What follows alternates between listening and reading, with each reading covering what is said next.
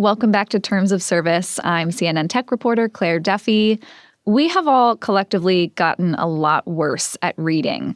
Even as a book lover myself, I know how distracting the pull of our shiny little screens can be, and the data about literacy rates for both adults and children is troubling. To talk about why this is happening and what we can do about it, I have Susan Neuman here in the studio with me today. She's a professor and department chair at NYU, a specialist in early literacy development, and previously served as U.S. Assistant Secretary for Elementary and Secondary Education, where she established the Early Reading First program. Susan, thank you so much for being here. It's nice to be here. So you've worked in childhood literacy education for a long time. You began your career as a first grade teacher. In what ways have we seen the ways that we learn to read change over that time? Well, I think the stakes are higher nowadays. In other words, when I started school and teaching, we would do a lot of play in kindergarten and first grade, right? You would send children to the various centers and they would play a good deal of the day. Now that's changed. The stakes are higher. So what we're seeing is that children are expected to learn the skills associated with literacy earlier on, even in preschool. So we're talking about preschool, kindergarten, learning about skills when we used to learn about play. Why is that? Is there research that says if you learn those reading skills earlier, it's going to benefit you over your lifetime? Or do we just like to see kids playing less now? Why is that? I think there's a sense that many of our children are not reading. And if we begin earlier, then we'll spark that early literacy right from the very beginning.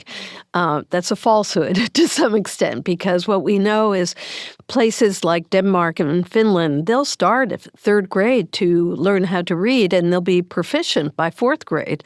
So in other words, starting early is not necessarily the right thing to do, but we're the United States, and we often do that. Yeah, I was actually recently in Denmark, and I learned about, kids in kindergarten go to the forest on Mondays because it's hard to come back to school. I'm like, maybe that's what we should all do. Right. So in the U.S., more than half of adults read below a sixth grade level. That's right. Reading levels among 12th graders have also recently dropped to 20-year lows. Why do you think this is happening? Well, partially it's COVID, and we're seeing the long-term effects of COVID. We see greater absentee rates in our schools like never before. So in some of the schools I work in, for example, there'll be 30% of the children are not in school, Wow. which is extraordinary in terms of, just learning about literacy. So that's one of the reasons, the long-term COVID. I think there are other reasons, though. It is partially effect of technology and other means of learning that we at one time did not have. And that will affect how children are learning generally. Yeah. How does that time that we spend on screens, whether it's scrolling or switching between apps, affect how we read both as kids and adults? Well, I'll tell you one thing that bothers me if I have this opportunity. And that is, I use a subway all the time. And I often see parents and children going to, school together. And the parents are looking at their mobile device and are not even interacting with their child. And what they'll do is instead of interacting with their child, they'll give them a mobile device.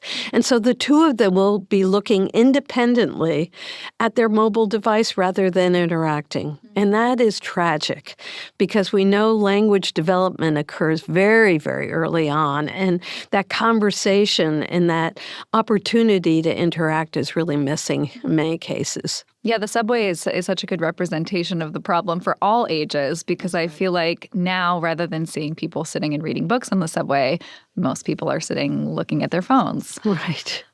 There is evidence suggesting that the amount of time that we spend on our screens is affecting our attention span. Do you feel like that also plays a part here in terms of just people's ability to sit down and focus on reading a book? I'm not sure. I think that's an anecdote we often use. I'm not sure that really is changing in terms of attention. So we do a fair amount of research with 3- and 4-year-old children, believe it or not, looking at eye tracking data, and what we see is that their attention is quite good when there's something of interest. And we often know that if children aren't interested, if they don't see things as meaningful to them, they will not attend. So many of the kinds of apps that they have are, quick interactions. And of course, that's going to really not be very meaningful to them. But when we have ebooks or when we have something that's a storybook on an app, they'll pay attention. Yeah, it's such a good example, too, I think, even for adults. Like I myself, if I don't have a book that I'm really invested in, I'm much more likely to go pull up Instagram and scroll. Exactly. But if I have something that I'm loving to read, then I go home and I'm excited to read it. That's right. You've also done a lot of research into how we can use digital media to help people learn how to read. Talk to me about that. What have you found? Well, one of the things that we know is that good media is good media, whether it's in print or video. And what we're seeing is that children do interact with video in a very positive way if it's an educational-like resource. So, for example, when we compare the differences between children being read to and children watching the same content on video, the attention is higher on video than it is in print. Now, parents will not want to hear that. Yeah. But you might ask why that's the case. And I think it's based on the symbol system of video and what it provides. So, for example, for children who are learning new words, there's often music and sound, and it gives children an attentional focus that they otherwise would not have. So when we compare the two, we see that video can have a really big effect on children's vocabulary, if it's good. The content must be good. Yeah. And those video programs, are kids seeing the words on the screen as they're being said or read in the same way that they would see the words on a page? They're seeing it both ways. So, for example, we examined a wonderful app called What's the Word? And it's silly. It's very, very short. But children learn the words because the word is clearly said on the screen and it's repeated several times. And what we found is even 3- and 4-year-old children begin to identify those words because it's clearly defined, repeated often, and always in a meaningful setting. So that can make a difference. Now, there's other examples where there's print on screen and it's sort of like long print with lots of words. Children will just ignore it completely and look at the pictures. So our eye tracking will say that the pictures will say the meaning of the story rather than the words. Interesting. In your research, you've also focused on how we can reduce knowledge gaps among early readers. These are the gaps between kids who are exposed to more information and language and knowledge at a young age and those who are less exposed. And I think people might have this impression that technology exposes us to a lot more information than before. But what have you found in terms of how this knowledge gap has changed in the digital era? Unfortunately, it could change, but it's not. What we're seeing is tremendous gap between those children who live in poverty versus those children who have more resources, and that's truly unfortunate. And one of the things that we know is that a lot of these children could benefit from cross-platform learning. So, for example, when a child is interested in something, a parent can read to the child, but also give that child opportunities going to the museum, going to a live event, having video experiences. So what we're learning is that if we can engage children in their interests, my grandchild, for example, was fascinated with orca whales. And what his father did very well is they read, they saw, they went, and all of those experiences really encourage a great deal of knowledge. And that's what parents really need to do. They really need to realize that interests really matter very early on for children. That's so interesting, too, that it's about reading, but it's not just about reading. It's also about sort of reinforcing what you've read and what you've learned with all of those different ways of engaging with something. Right. And how does that knowledge gap potentially affect kids throughout their lives? It's really disturbing.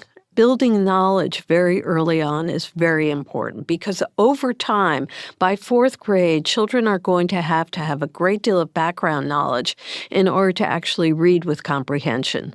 And so knowledge builds knowledge. We know that if you have a little bit of knowledge, you get more knowledge. It's easier to accumulate, right? So one of the things that we try to do is say, work on foundational skills early on, but also help your child build knowledge.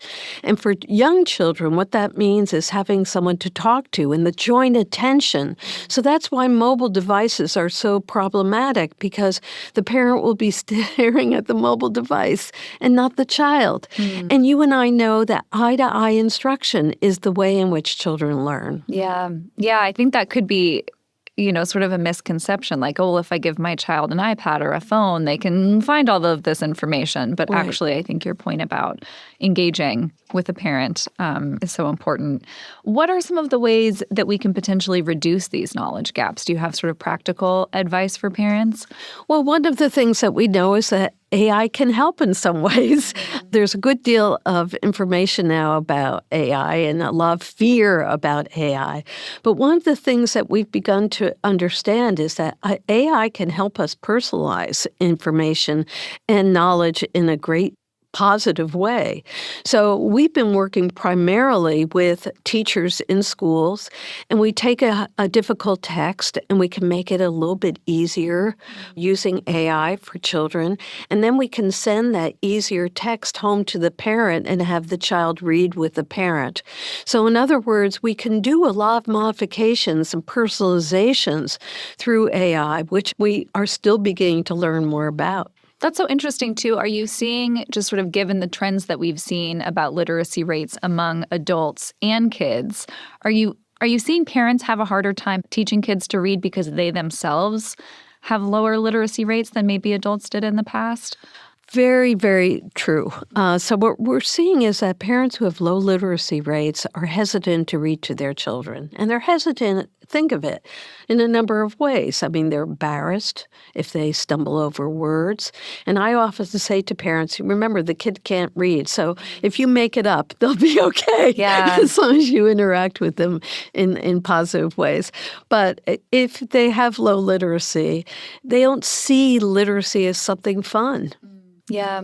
On your point about how AI and other technologies can actually potentially help kids learn how to read, access to technology and digital media depends on where people are, their economic status.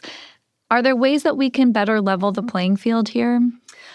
I think we can, of course. One of the things that I try to do is I try to teach teachers how to use it in a way that really can support the children in learning in school, and hope that that strategy can really help them when they begin to talk to parents about how to modify instruction at home. I think even making text easier so that parents can read with greater fluency is really important, because they may then want to read to their children at home, which would be positive. I think that some people might hear this and think, well, technology has contributed to this problem, so should we just go back to trying to avoid using technology in order to help people learn how to read? What's your response to that?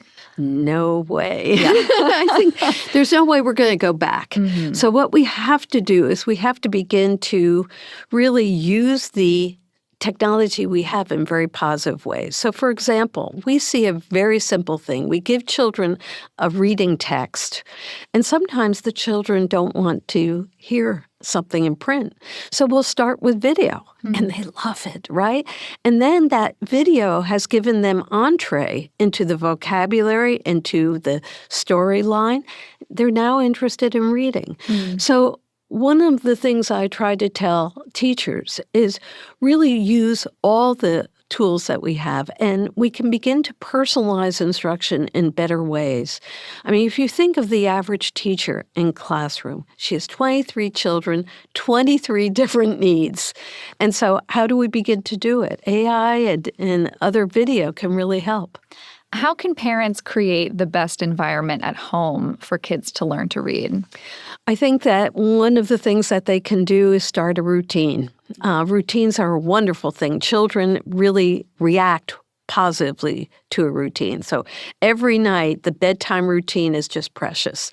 And if a parent can't read to the child, then we say sing with the child, because that song is your voice and it's your history and it's your culture, and they'll begin to understand and attach. Words are important because my mother loves me, my mother cares for me. So that routine is so critically important. And always have a book with you. So when you go to the doctor's office, you have a moment. Here's a book. Use it in ways that are not just sort of, it's now time to sit down and read, but really as enjoyable moments. Yeah. What about for us adults? Do you have advice about how we can all be better about reading more and being less distracted by our devices? Oh, I wish I could. I wish I could. I wish I could say to adults, you have that child for that 1 year only, and it's so precious, and just put down that phone and just look at your child and interact with them in ways that are really meaningful. Tell them the story of their birth and how important that is in their lives, and begin to connect in better ways. What I worry about, we talk about literacy, but what I worry about is social interaction and how children learn socially, pragmatics. How are you? Well, I'm fine, thank you. Those are the kinds of interactions that children are missing with those mobile devices. Yeah. Yeah, maybe you can talk a little bit about the connection between social interaction and language development and our ability to read. Right. Social interaction is the basis. Literacy is a social process. And what we know about young children is they become literate because they want to socialize. They want to interact with people they care for. Mostly. That's their relatives, their parents, their community. And that social process, we have to recognize that children mimic. And one of the things that's so fun, if you ever go into an early childhood class, they'll mimic their parents or they'll mimic people they really respect in some ways. And that is recognizing that literacy is not just print, it's not just sitting down and reading, it's interacting with others, observing, modeling what parents are doing or what caregivers are doing. And I know your specialty is in early childhood education, but I wonder when we look at, literacy rates among 12th graders, for example, do some of these pieces of advice hold true with older kids as well if parents are trying to encourage their teenagers to read? I hate to say this, but I think it's hard by 12th grade. So one of the reasons that I begin early on is I want to establish a habit. I want children to understand that reading is important from the very beginning of their lives. When you get to 12th grade, you've had years and years of frustration, and you have years and years of using other mechanisms to develop knowledge. It's very hard to begin at that particular point. So what I always say is you have to say, what is something that really captivates you? What do you want to learn more about? Well, if you want to learn something, really in depth, you have to read. What's the best thing that you've read recently? Oh, I'm reading it right now. You're Not Dead Yet. Okay. I love it. Yeah. Awesome. Well, Susan, thank you so much for doing this. I really appreciate it. Well, it's been fun.